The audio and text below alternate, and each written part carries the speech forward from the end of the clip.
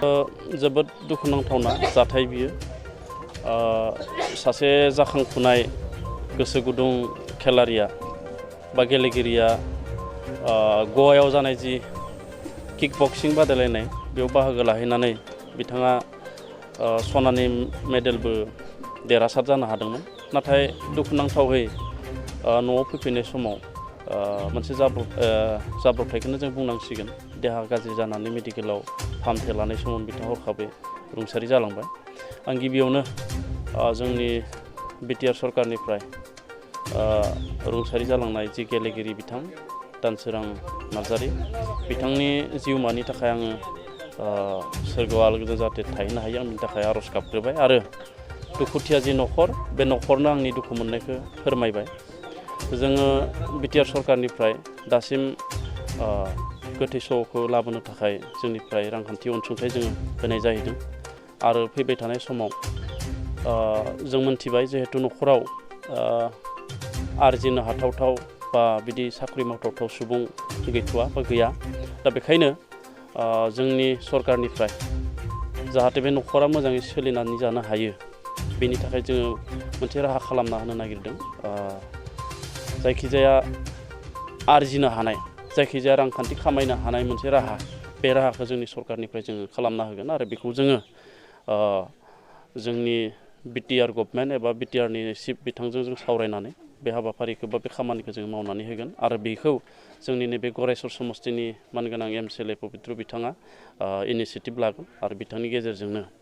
बे न'खरखौ सुंथानो हानाय न'खरा सोलिनो हानाय जि राहा बे राहाखौ खालामना होनो थाखाय जोङो बेबस्था लानाय जागोन बिथांखौ जे थैनाया 10 घन्टानि उनाव थैदों बेवहाय बिटिसि गभर्नमेन्टआ थोंजोङै बिथांखौ माने हेफाजाब खालामनो हायासै गोख्रै दा बेयाव इनफरमेसनाल माने लेट जादों आरो बिथांमोना गेलेनो थांनायखौबो जोंनि सरकारनिफ्राय बिदि इनफरमेसनबो गैयामोन आरो फैनायाव बिथांमोना बेराम जानाय बे बेराम जानायखौबो आसलते जोंनि सरकारनियाव बिदि इनफरमेसन गैयामोन दा बिदि इनफरमेसन गैयिलाय आरो जायगाया गोजान जाहैबाय जिहेतु इनफरमेसन बा कमिउनिकेसनाव एसे उसुबिदा जाहैबाय दा बिनिखाय नाजानाय जादोंब्लाबो बिथांखौ हेल्प होनो हानाय जायाखिसै दा बिनि थाखाय जोङो दुखु फोरमायनाय जाहैबाय दा बेखायनो जोङो फैबाय थानाय समाव जोंनि बिटिआर सरकारा मोनसे राहा लानो नागिरदों जे गोबां गेलेगिरिफ्रा जोंहा गेलेनो थाङो बायजोआव आरो बान्थाबो मोनबोयो नाथाय गोबां गेलेगिरिफ्रानो जोंनि सरकाराव बा सरकारजों जुगाजुग जायालासिनो गावबा गावनि खरसाजों गावबा गावनि एसोसिएसननि दैदेननायाव गेलेनो थाङो दा बेफोरखौ जाहाथे जों इयुनाव डिसिप्लिन भाबै खालामनो हायो जायखिजाया गेलेगिरि थाङोब्ला जाहाथे सरकारनि इनफरमेसन होनाय सरकारा मोनथिनाय बिदि खामानि जाहाथे जायो बेनि थाखायनो फैबाय थानाय 2022 एन्ड 23 2022 आरो 23नि बाजेटआव आङो बड'लेण्ड स्पर्ट्स डेभेलपमेन्ट अथरिटि बे मोनसे जोङो दानो नागिरदों जाय अथरिटिनि जोहै जोंनि बड'लेण्ड ओनसोलाव जेसेबांखिनि गेम इभेन्टनि गेम जायो बे इभेन्टनि गेमा बे अथरिटिनि गेजेरजों बा बे अथरिटिनियाव इनफरमेसन होनानै जायखिजाया जायगायाव गेलेनो थांनायाव जाहाथे इनफरमेसनखौ होयो सरकारनो बे मोनसे राहाखौ जों खालामनो नागिरदों दा बे गैयिनि थाखायनो जों दिनै जाय जि गोसो बेनो माने गेलेनो थाङो आरो थांनानै माखासे समाव बान्था मोनबोयोब्लाबो सरकारजों मोनथिजाया बिथांमोना जिखिनि राहा मोननांगौ बेखिनि राहाया मोना बेखिनि थासारिया जोंनि गेजेराव जाबोबाय थादों दा बेखायनो बेखौ जोङो गैया खालामनो थाखाय बे बड'लेण्ड स्पर्ट्स अथरिटि बेखौ जोङो दानो थाखाय साखा फाखा खालामनाय जादों जों मिथिनायाव गोबां मानसियानो बुंदों रायजो राजा बिथांमोना बुंबाय थादों जिहेतु बिथांमोना जे जानाय लोगो लोगो खबर होदोंमोन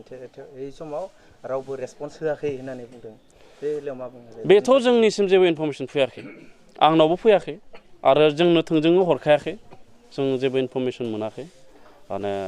सोरनो इनफरमेसन होदों बेखौथ' जों बुंनो रोंला खिन्थु जों इनफरमेसन मोनोब्ला हानायसिमखौथ' जों नाजायो रेसपन्स होआखै होननायाथ' बियो गोरोन्थि जागोन मानो होनना बुङोब्ला जों हानायसिम नाजानाय जायो दा प्रपार टाइमाव प्रपार माने बेबस्था लानो हानाय टाइमाव जुदि जोङो इनफरमेसन मोनोब्ला बेखौथ' जोङो सोरखौबा डिनाय खालामनायनि खोथा गैया जिहेतु सासे नोंथाङा स्पर्ट्सनि बिटिसिनि स्पर्ट्स बिफाननि इएम हिसाबै नोंथाङा दिनैसो जे खौरां मोनफैबाय मानि थाखाय जिहेतु लेट जाखो बे लेट जानायनिथ' खोथा गैया आं जे दिनैसो फैदों होननायनिथ' खोथा गैया खारन जा एमसिएलए दंखायो गरेस्वरनि MCLA दंखायो बिनि बादैबो जोंहा दोलोनि मावथिफोर दङ दोलोनि मावथिफ्रा सिलिगुरिसिम थांनानै डेड बडिखौ लानानै फैदों आरो बिनि अनगायैबो कर्नाटकसिम जुगाजुग खालामनानै जिखिनि गारि भारा लाबोनायनि बेखौ रांखान्थि अनसुंथाइ बेखौ होदों बे हिसाबै थैखालनो फैनांगौ होननायनिबो खोथा गैया खिन्थु जोङो मोनसे खोथा बेखौ बुंनांगोन जे जोङो गासैबो EMआ जोङो मोनसे एक्सकारसन टुराव दंहैयोमोन जोङो 2 तारिखनि मोनावसो सफैदों दा बे हिसाबै जोङो बे समाव थांनाया जोंनि थाखाय सम्भबानो नङामोन। खुलुमबाय दिनै जोंनि गरेस्वर समस्तिनि मानगोनां फंबाय दानसोरां नार्जारिया जा माने गवायाव किक बक्सिं कम्पिटिशनाव थांनानै जा सनानि मेडेल लानो हानायसिम बिथाङा थांनानै दोङोमोन बेखौ जोङो बाख्नायनांगोन बिथाङा जोंनि बड'लेण्डनि जानानै जिहेतु सासे पार्टिसिपेट खालामनो हादोंमोन गवा बादि जायगायाव थांनानै किक बक्सिंनि आरो सनानि मेडेलखौ लाबोनायनि थाखाय आंनि गोसो गोरबोनिफ्राय साबायखर बावहोबाय नाथाय हथादैनो आरो लाबोबा देरहाखांनायनि उनाव जेब्ला न'सिम फैयो ट्रेनाव हरखाबै माने माबा मोनसे पयजन मोनजानानै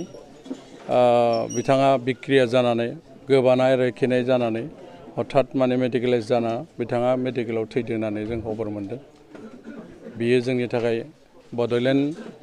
एरियानि सासे गोख्रों सासे माने गेलेगिरि बेखौ जोंहा खहा जादों बेनि थाखायनो आंनि गोसो गोरबोनिफ्राय दुखु फोरमायदों आरो जिहेतु आंनि समस्तिनिमोन गरेस्वर समस्तिनि बिथाङा मोजां गेलेगिरिमोन बेयो जोंनि थाखाय दुखुनांथाव बाथ्रा आरो बे न'खरा जेरैबायदि हालोदाव दोङो सासेल' फिसाज्ला बेजों आगसि आगदा थाफानाय रावबो गारजेन गैलिया बिमा बिफाखौ नायनाय बेनो गारजेन जानांगौमोन बे हिसाबै दिनै बे माने जाय माने दानसोरां नार्जारिया थैलांबाय बेयो जोंनि थाखाय बिराद दुखुनांथाव बाथ्रा बिथाङा फंबाया आंनियावसिम थांदोंमोन आंबो जिहेतु मोनसे जायगायाव थांनो गोनाङाव हठात बे थांनायाव आं जेरैबायदि मदद होनांगौ बेखौ मदद होनो हायाखिसै थेवब्लाबो जोंनि दोलोनि दैदेनगिरि बिथांमोना एसे एनला मदद हरदों आरो खोनानाय लोगो लोगोनो जोङो मानगोनां जोंनिनो फोरोंगिरि आरो जोंनि दैदेनगिरि मानगोनां दिपेन बर' फुंखा आरो जोंनि आफादगिरि बिथांमोनजों जोङो रायज्लायहरदों घटनाया ओरै जादों माने थाबनो माबा मोनसे खालामनांगौ थिग बेबायदिनो जोङो रायज्लायनानै चिफ बिथाङाबो माने मानगोनां बाबुल बसुमतारिया दिल्लीयाव दङ हिसाबै बिथांखौनो निर्देश होनानै OSD हिसाबै बेबायदियैनो एसे कानेक्सनजों जिखिनि हायो बेखिनिखौ मदद होनाय जादों आरो दिनैसिम जिहेतु जेरैबायदि जोङो खोथा होदों बिदिनो जोङो माने एम्बुलेन्सनि भाराखौ होगोनदोंमोन जों होबाय होनाया हयथ' मानसिया सफैयैखाय जों थाबनो मैयासो होनाय जादों आरोखि जों होगोन होननानै रायजोनो घोषणा खालामनानै थांदों आं दाख्लै फैनानै जायखिजाया हानायसिमावलागै जेरैबायदि मदद होनांगौ आंनि समस्तिनि सासे सोद्रोमा हिसाबै आरो चिफ सारा बेखौनो जोंनो बिथोन होदों बिथांनो माने बिथांनि न'खरनि बिमा बिफाखौ सोलिनो हानाय माबा मोनसे जिउ राहानि बिथिं स्किम हमनानै मदद होनांगौ आरो बेयाव आं दङ होननानै बिथाङा खोथा होदों